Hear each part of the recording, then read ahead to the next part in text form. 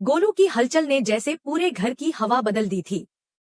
विवान की गोद में कांपता हुआ वह बच्चा मानो किसी आने वाली बड़ी घटना का संकेत दे रहा था। नानी की आंखों में चिंता की रेखाएं और अधिक गहरी हो गईं। उसने तुरंत विवान से कहा, इसे ले चलो, कहीं सुरक्षित। कुछ तो होने वाला है। विवान, जो पहले ही दयान चक्र की प्रक्रिया में जुटा था, अब पूरी तरह सतर्क हो चुका था। वह गोलू को उठाकर भीतर की ओर दौड़ पड़ा, जबकि गौरी तेजी से उसके पीछे पीछे गई। घर के कोनों में रखे दियों की लौ अचानक तेज हो गई थी, जैसे हवा की दिशा भी अब कुछ और कह रही थी। उधर अर्जुन की आंखें अभी भी उस पल में अटकी थी जब उर्वी ने अचानक उसका हाथ पकड़ लिया था। वह छोटी सी खुदाई के पास बैठा, अब भी उसकी सलामती के लिए मन ही मन प्रार्थना कर रहा था। जमीन के भीतर से आती उस हल्की सी हरकत ने उसे एक बार फिर से झकझोर दिया था। उस क्षण में वह कोई मंत्र नहीं पढ़ रहा था, कोई रस्म नहीं निभा रहा था, बस उसकी सच्ची भावना, उसकी आत्मा पुकार रही थी उर्वी को, जो अब भी मृत और जीवित के बीच झूल रही थी।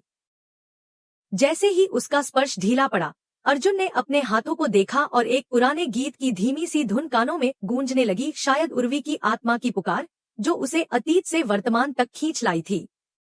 इस बीच घर के दूसरे हिस्से में विवान और गौरी नानी की देखरेख में अनुष्ठान की प्रक्रिया को तेजी से पूरा कर रहे थे। आवश्यक सामग्रियां पहले से इकट्ठी थी, राख, मिट्टी, पवित्र जल और कुछ विशेष मंत्रों से अभिमंत्रित धागे। नानी ने बताया था कि दयान चक्र एक आध्यात्मिक सुरक्षा कवच है, जिसे पूर्ण श्रद्धा, संयम और शक्ति से तैयार करना होता है। यह कवच केवल गोलू को ही नहीं, बल्कि पूरे परिवार को काली शक्तियों से बचा सकता था। गौरी, जो अब तक विवान की हर चुनौती में उसके साथ खड़ी रही थी, अब भी बिना डरे उसी आत्मविश्वास के साथ उसके पास थी। विवान ने उसे देखा, जैसे उस एक नजर में सारा भरोसा समा गया हो। उसने अपने दिल की बात भी कह दी, वह कैसे हर रात, हर पल उसे याद करता रहा, कैसे उसकी यादें मुश्किल समय में उसका संबल बनी रहीं। उसका स्पर्श, उसका मार्गदर्शन, सब कुछ। गौरी ने उसकी आंखों में देखा और एक गहरी सांस ली। विवान, अभी वक्त भावनाओं में बहने का नहीं है, उसने कहा, हमें अपने लक्ष्य पर केंद्रित रहना होगा। गोलू सिर्फ हमारा बच्चा नहीं है, वह एक शक्तिशाली आत्मा है जिसे हर हाल में बचाना है। विवान ने उसकी बात को समझा और नर्म स्वर में कहा, तुम ही मेरी पहली और आखिरी उम्मीद हो। उनकी बातचीत के बीच अचानक जमीन ने फिर हलचल की। घर की दीवारें हल्के से कांपी और खिड़कियों के कांच थरथराने लगे। नानी ने अपनी आंखें बंद की और कहा, यह जागृति की शुरुआत है। कोई शक्ति लौट रही है, शायद कोई जिसे हमने भुला दिया था। उधर महेश, जो अब तक सब कुछ नियंत्रित कर रहा था, अर्जुन और हर्ष को सावधान कर रहा था। उसने कहा, उर्वी को अभी 3 दिन तक कोई नहीं छेड़ेगा, उसे खुद से बाहर आने देना होगा। जो प्रक्रिया शुरू हुई है वह पूरी होनी चाहिए। अर्जुन थोड़ी हिचकिचाहट के बाद सहमत हो गया, लेकिन उसका चेहरा अब भी चिंता से भरा था। महेश जानता था कि वह केवल उर्वी से जुड़े भावों से नहीं, बल्कि कुछ गहरे भय और बेचैनी से भी जूझ रहा है। जैसे उसे अंदेशा हो कि जो उर्वी लौटेगी वह वही नहीं होगी जिसे वह जानता था। इस पूरे रहस्य और डर के माहौल में विवान का मास्टर प्लान आकार लेने लगा था। उसने तय कर लिया था कि सिर्फ आत्मरक्षा नहीं, अब समय है आक्रमण का।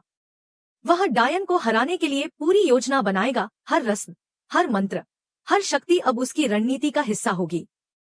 वह अब उस अंधेरे को समाप्त करना चाहता था जिसने इतने वर्षों से उनके जीवन को घेर रखा था। गौरी उसकी इस योजना में उसका सबसे बड़ा समर्थन थी।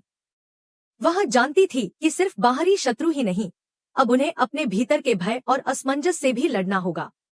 इस बीच नानी ने गोलू को एक विशेष सुरक्षा ताबीज पहनाया, जिसे उसने अपने गुरु से प्राप्त किया था।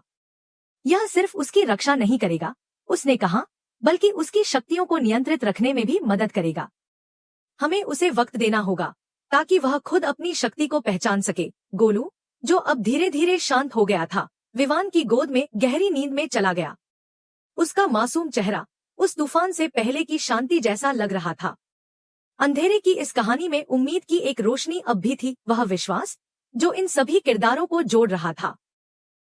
विवान, गौरी, नानी, अर्जुन, महेश और हर्ष, हर कोई अपने अपने तरीके से इस अदृश्य युद्ध की तैयारी कर रहा था। पर वे नहीं जानते थे कि जो शक्ति आने वाली है वह सिर्फ बाहर से नहीं, उनके अपने बीच से ही उठेगी। और कब्र से बाहर आने वाली वह शक्ति, क्या वह उनके खिलाफ होगी या उनका रक्षक बनेगी, यह तो आने वाला समय ही बताएगा। जैसे ही गौरी ने विवान से कहा कि वह गोलू को लेकर सुरक्षित स्थान की ओर बढ़े, उसका चेहरा पूरी तरह से संकल्प से भरा हुआ था। वह जानती थी कि हर खतरे को खुद पर लेना उसकी नियति है और यही उसका कर्तव्य भी। परिवार के बाकी सदस्यों को साथ लेकर वह वहीं ठहर गई ताकि किसी भी आने वाले खतरे का डटकर सामना कर सके। दूसरी ओर विवान जैसे ही गोलू को लेकर वहां से निकला, उसी क्षण जिस जमीन पर उर्वी बेहोश पड़ी थी वह धीरे धीरे कांपने लगी। एक चमकदार हल्की रोशनी उभरी और उसी के साथ उर्वी की देह फिर से सक्रिय हो उठी। उसके चेहरे पर कोई गुस्सा नहीं था, बल्कि एक ठंडी और सधी हुई गंभीरता थी। उसकी आंखों में अब एक नया उद्देश्य जल रहा था। वह उठती है मानो किसी अजय योजना के तहत, और उसकी चाल में आत्मविश्वास की झलक स्पष्ट नजर आती है। ठीक उसी समय मोहना ने इस हलचल को महसूस किया और तुरंत सुनहरी को आदेश दिया कि वह उर्वी की सहायता करे। सुनहरी बिना सवाल किए साथ होली और दोनों महिलाएं एक रहस्यमय ऊर्जा के साथ घर की ओर बढ़ने लगी। हवा में जैसे कोई अदृश्य तूफान तैर रहा था। कोई कुछ कह नहीं रहा था, लेकिन उनकी मौन उपस्थिति किसी भविष्यवाणी जैसी थी। इस सबके बीच विवान गोलू को लेकर एक निर्जन और सुरक्षित स्थान तक पहुंच चुका था। परंतु जैसे ही उसने राहत की सांस ली, उर्वी वहां प्रकट हो गई, इस बार पहले से कहीं ज्यादा ताकतवर रूप में। विवान ने उसे रोकने की भरपूर कोशिश की, लेकिन वह बेहद आसानी से उस पर हावी हो गई और गोलू को गौरी की बाहों से छीन लिया। यह दृश्य इतना तेज और अप्रत्याशित था कि गौरी एक पल के लिए जैसे पत्थर बन गई। उसे लगा मानो उसने अपने बच्चे को खो दिया है, पर उसने खुद को तुरंत संभाला, भीतर की मां को फिर से जागृत किया और उर्वी से सीधा टकराव किया। यह टकराव बेहद डरावना और साहसिक था, लेकिन गौरी पीछे नहीं हटी। उसने दृढ़ संकल्प के साथ गोलू को उर्वी के शिकंजे से छुड़ा लिया। यह क्षण एक मां के प्रेम, साहस और बलिदान का प्रत्यक्ष प्रमाण बन गया। लेकिन उर्वी इतनी आसानी से खत्म होने वाली नहीं थी। विवान ने उसकी स्थिति जांची और पाया कि वह अभी जीवित है, बस थोड़ी देर के लिए बेहोश है। नानी इस परिस्थिति को समझते हुए सभी को चेतावनी देती है कि उर्वी हारी नहीं है, बस कुछ समय के लिए थमी है। उनका मानना है कि अब उर्वी के पास गोलू की शक्तियों का हिस्सा है, जो उसकी ताकत का एक नया स्रोत बन चुका है। इसलिए वह जल्द ही और भी अधिक ताकत के साथ लौट सकती है। अब और देर करना विनाश को आमंत्रण देना होगा। इसी मोड़ पर हर्ष एक सुझाव देता है। वह कहता है कि उर्वी की चोटी को काटने से उसकी शक्तियां समाप्त हो सकती हैं। पहले तो अर्जुन यह सुनकर चौंक जाता है और असमंजस में पड़ जाता है, लेकिन हर्ष स्पष्ट करता है कि उर्वी की सारी शक्ति उसी चोटी में केंद्रित है और अर्जुन ही वह व्यक्ति है जो इसे कर सकता है। जब परिवार इस कठिन निर्णय पर विचार कर रहा होता है, तभी गोलू अचानक एक मासूम और चुटीले अंदाज में उर्वी का मजाक उड़ाता है। यह मासूमियत तनाव को कुछ पल के लिए हल्का कर देती है। हालांकि स्थिति बेहद गंभीर बनी रहती है। नानी बताती है कि जब तक उर्वी और गोलू के बीच का यह अलौकिक संबंध नहीं टूटेगा, तब तक उर्वी को हराना असंभव है। वही संबंध अब उर्वी को जीवित रख रहा है। शारदा सुझाव देती है कि अगर गोलू को किसी पवित्र और संरक्षित स्थान पर ले जाया जाए तो वह उर्वी की पहुंच से दूर हो जाएगा। लेकिन गौरी इस विचार को तुरंत खारिज कर देती है। वह मानती है कि यह उपाय व्यावहारिक नहीं है और मौजूदा परिस्थितियों में अव्यवस्थित हो सकता है। इसके स्थान पर गौरी एक साहसी लेकिन दुखद योजना सामने रखती है। वह सबको बताती है कि गोलू को बचाने का एकमात्र निश्चिंत उपाय यह है कि उसके अंदर की अलौकिक शक्तियों को खत्म कर दिया जाए। तभी यह सुनिश्चित किया जा सकेगा कि कोई भी दुश्मन भविष्य में उसका इस्तेमाल न कर सके। यह एक कठिन निर्णय था, लेकिन गौरी दृढ़ थी। वह जानती थी कि यह फैसला किसी एक के लिए नहीं, बल्कि पूरे परिवार और विशेष रूप से गोलू के भविष्य के लिए आवश्यक है।